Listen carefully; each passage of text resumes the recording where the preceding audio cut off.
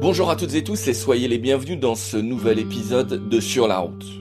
En écho à la pandémie, au confinement, à l'école à la maison, il sera aujourd'hui question de notre consommation de numérique, de nos vies numériques, de jeux vidéo, de fake news, de réseaux sociaux.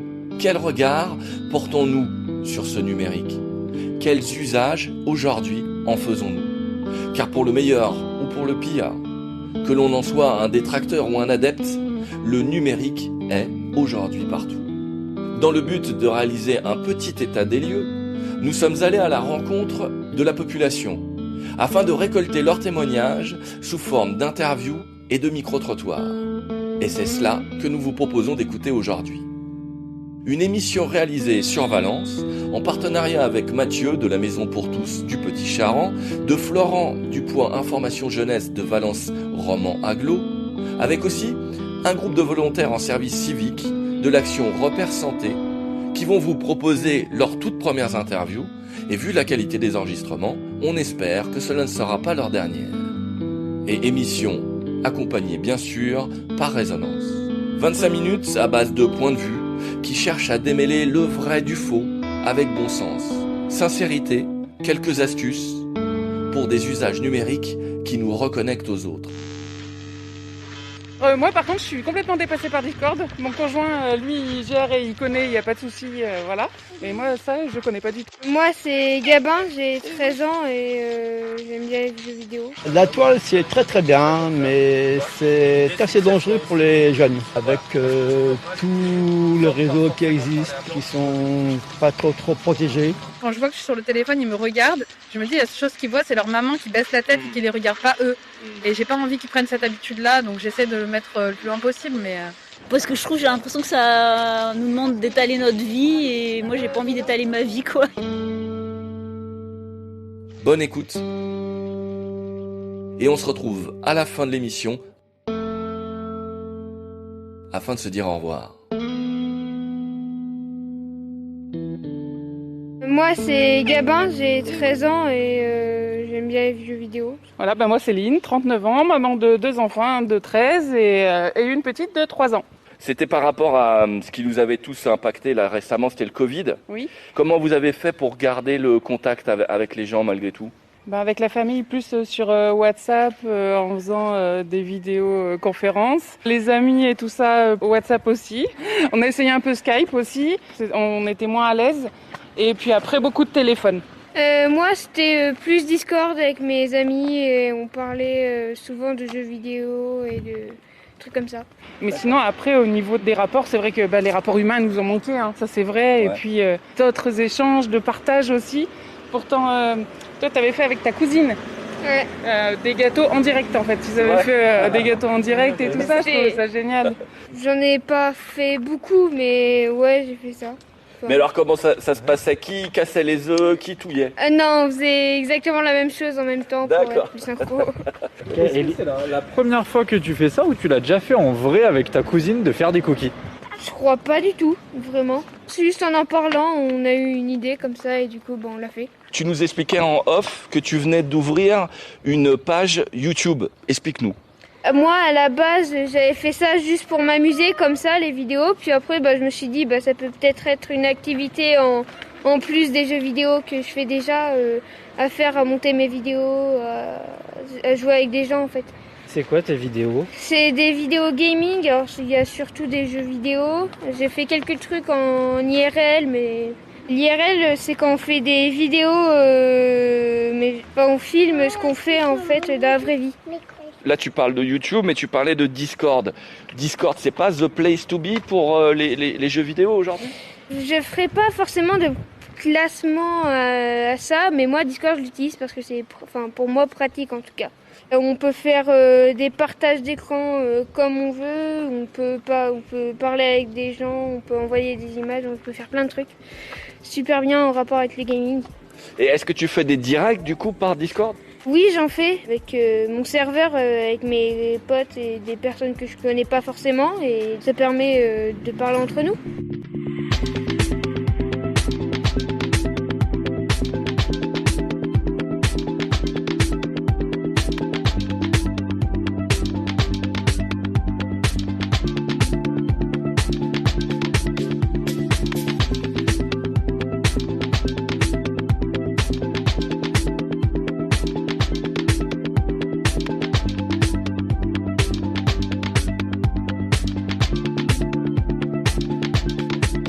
Vous êtes toujours à l'écoute de l'émission Sur la route.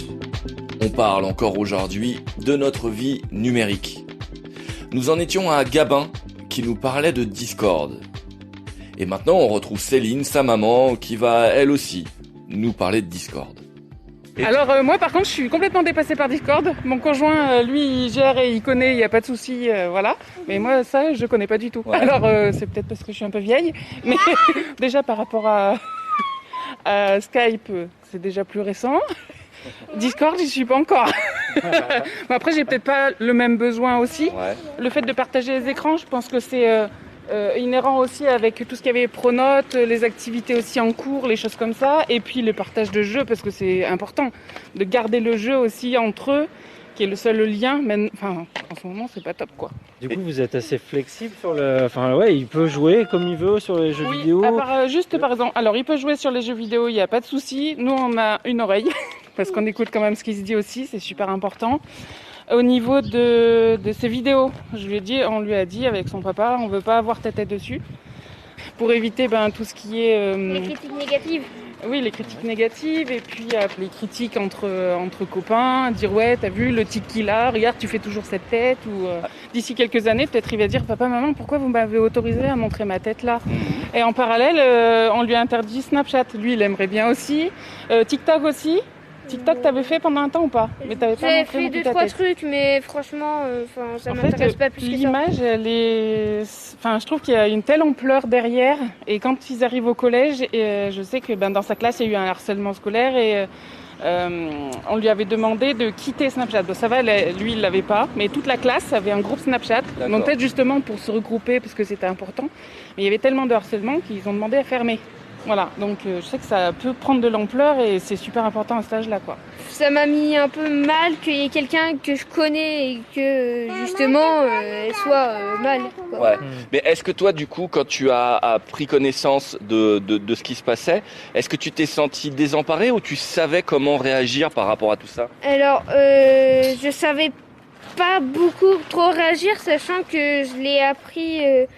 un peu après le harcèlement, justement, un peu après le début, donc... C'est la CPE, en fait, qui les a informés. Lui, comme il n'était pas sur le groupe, il savait pas du tout. Ouais. C'était, en fait, plusieurs personnes dans ma classe qui harcelaient quelqu'un qui était dans ma classe aussi. Du coup, tout le monde n'était pas forcément au courant dans la classe. Il y avait beaucoup de personnes de la classe dans ce groupe Snapchat, mais je pense pas que forcément tout le monde était au courant avant moi. Je pense que ça se serait pas passé si jamais il n'y avait pas eu Snapchat et tout. Ça se serait passé, mais je pense que ça se serait plus vite passé. En fait, tu veux dire plus que vite réglé, oui, voilà, ça se serait passé au sein du collège, dans la classe, donc tout le monde l'aurait vu et ça se serait vu plus facilement. Ouais. Ce genre de choses, vous en parlez... Vous avez mis carte sur table, enfin ensemble ou Oui, dès le soir, de toute façon, et avec la CPE, c'est assez transparent. Et nous, on a aussi des liens avec elle. Gabin, tous les soirs, on parle bien, donc il n'y a pas de souci. On arrive à bien discuter de ça et il le comprend. Vous, chez vous, entité famille, vous en parlez régulièrement ou quand il fait une vidéo, est-ce qu'il y a des retours? Est-ce que... On surveille les retours, il nous les dit, ou par exemple, il va faire la tête et on va dire qu'est-ce qu'il y a? Il y a un tel qui a mis ça sur mon commentaire, c'est déjà arrivé. On dit, soit tu bloques la personne si ça fait plusieurs fois que ça arrive. J'avais arrêté de faire des vidéos pendant un moment, puis après j'ai repris sur une chaîne secondaire. Je crois que ça a un impact après, vraiment sur la vie du jeune après, par rapport à ses réflexions en fait. En fait, c'est surtout quand on le connaît vraiment dans la vraie vie en fait. Et il se comporte un peu comme ça dans la vraie vie ou est-ce qu'il a un autre comportement parce qu'il passe par le biais de YouTube? Alors je dirais qu'il a un autre comportement, mais ça s'était déjà passé auparavant dans la vraie vie, mais là en ce moment il a un autre comportement bien sûr. Alors c'est pas forcément amplifié, mais forcément quand on regarde ce que les gens mettent, ça nous touche un point sensible en fait. Et ça, tu crois qu'à un moment donné, tu arriveras à dépasser ça? C'est-à-dire que toi, quand tu mets une vidéo, tu la mets pour toi, pour faire plaisir à des gens, et que forcément, quand tu fais plaisir à des gens, il y a forcément des gens à qui tu fais pas plaisir. En ce moment-là, je m'en fiche un peu, franchement, des critiques négatives, sachant qu'il y a beaucoup plus de critiques constructives. YouTube, c'est surtout un passe-temps pour moi, et c'est surtout pour m'amuser en fait que je fais ça.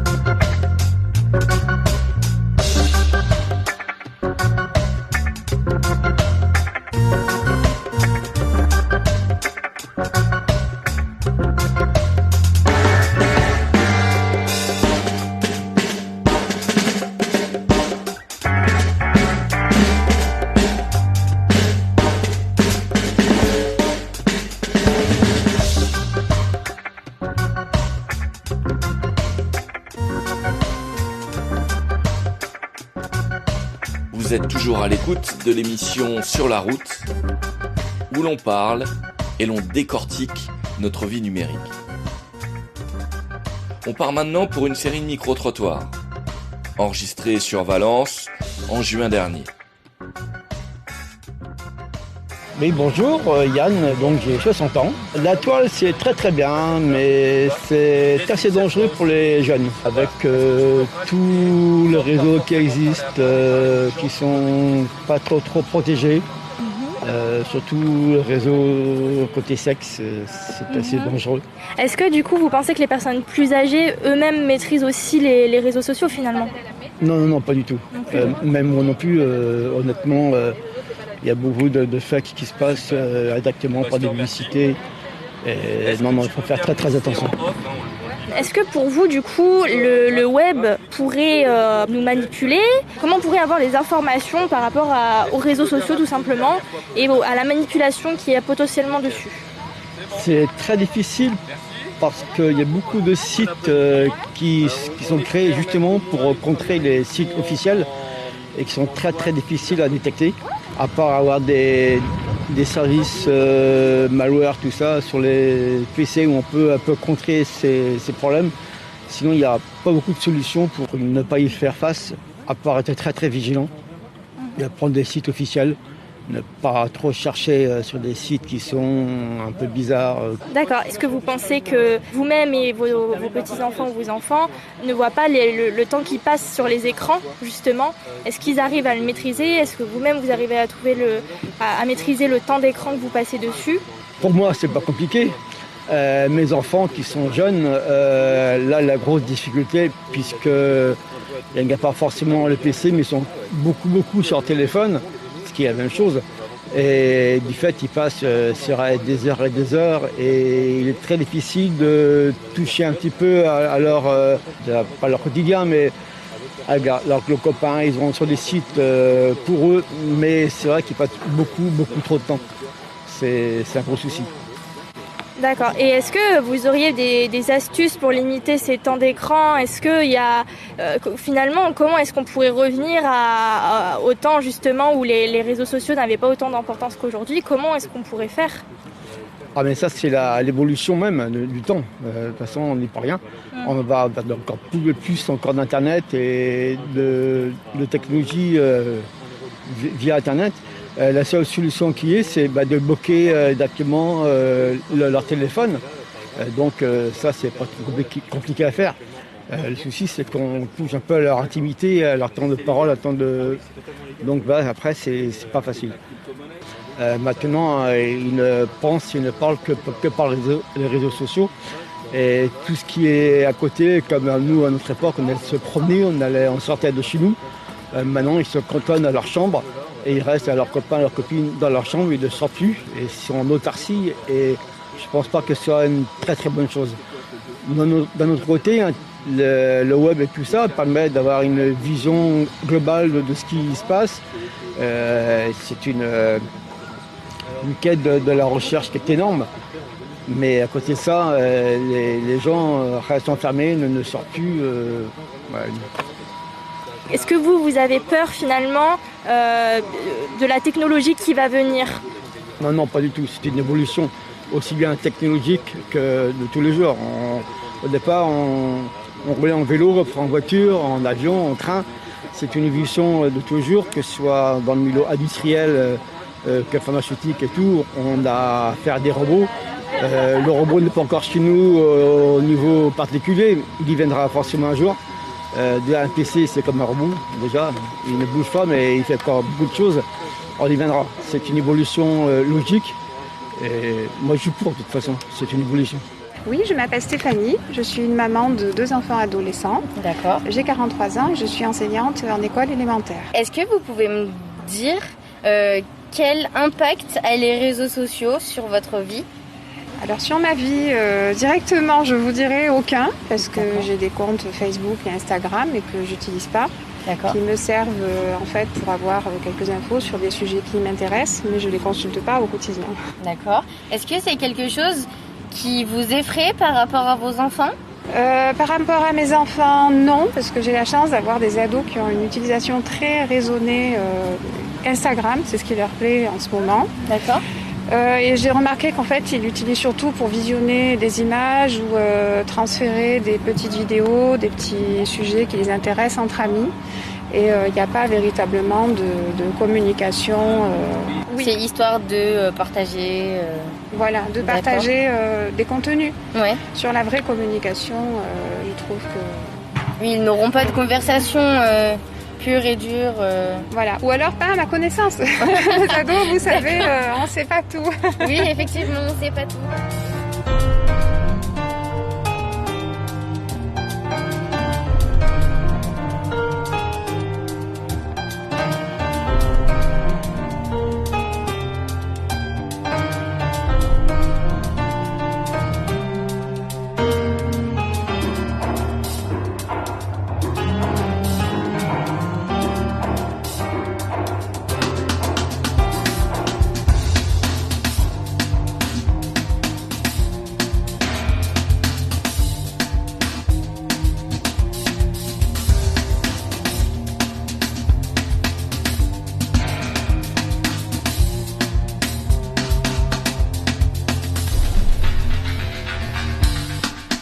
Eh ben, je m'appelle Sarah, j'ai 26 ans.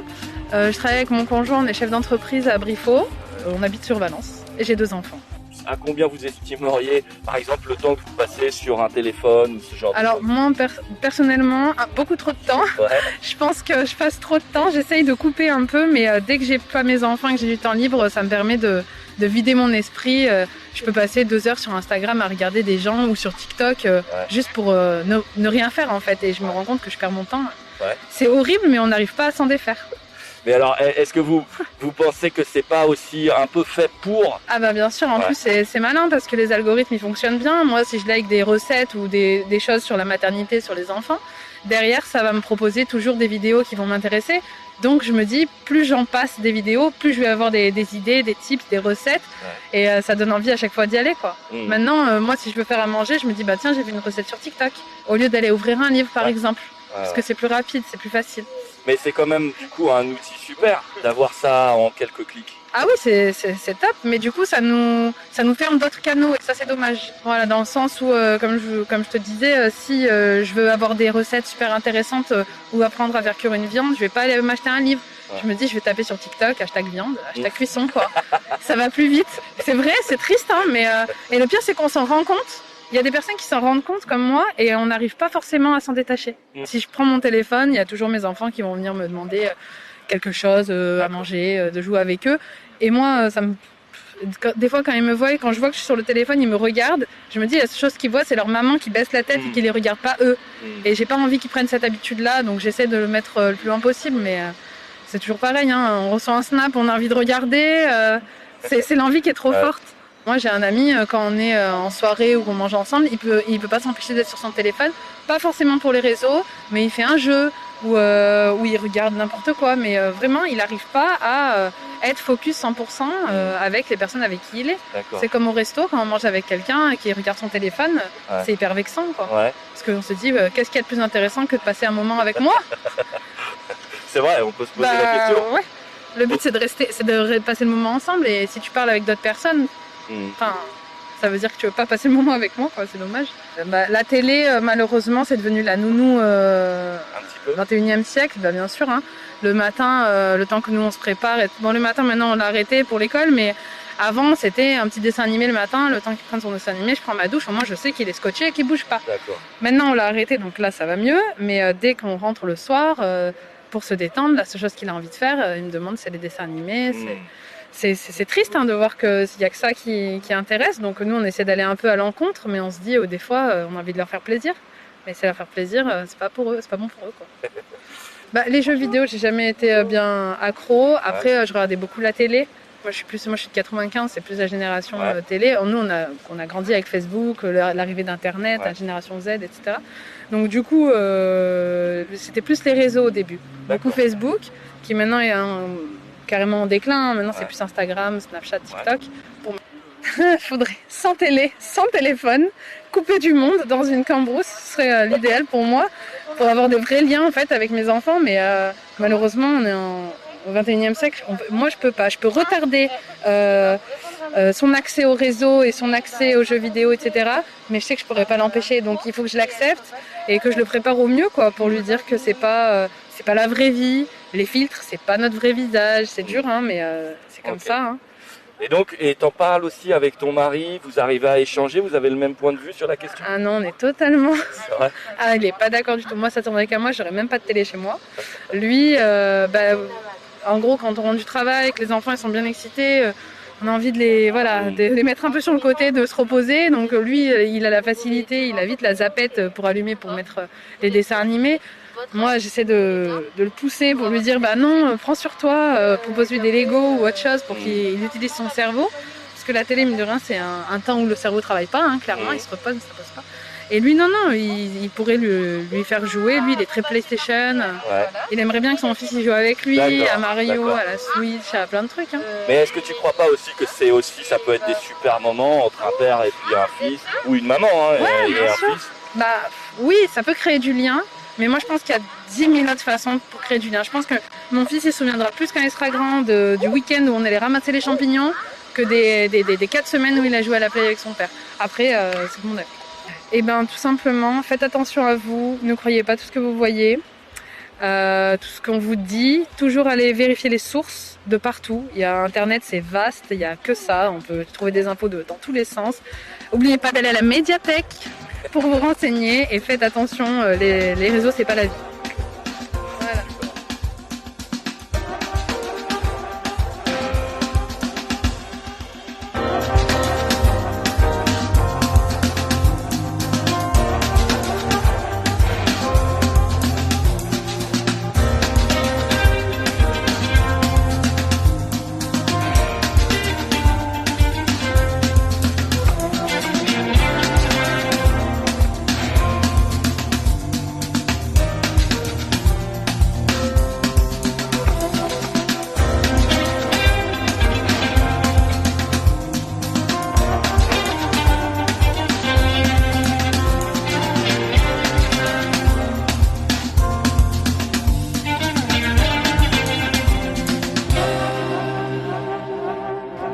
Je m'appelle Agnès Develay, j'ai 49 ans et je suis ici pour le festival des scénaristes.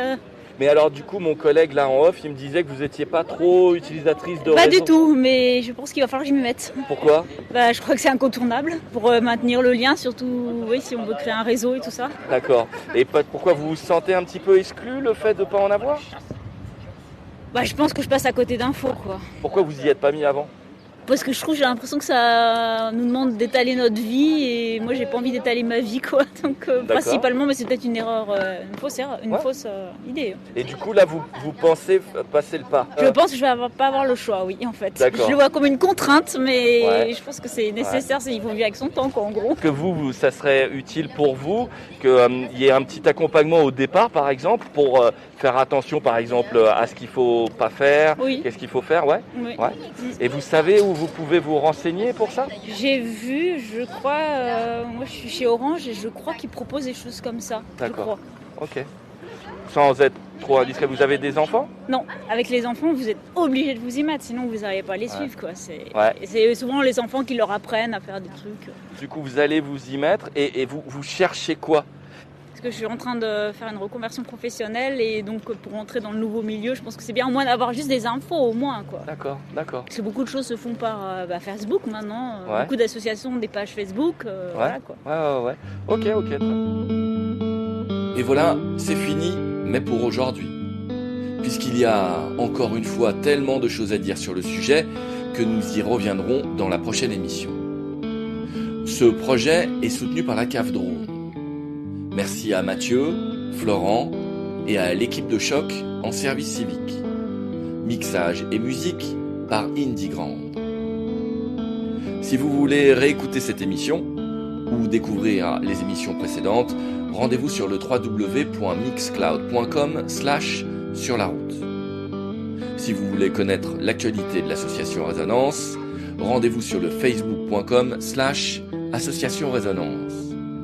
Résonance, R-E-Z-O-N-A-N-C-E.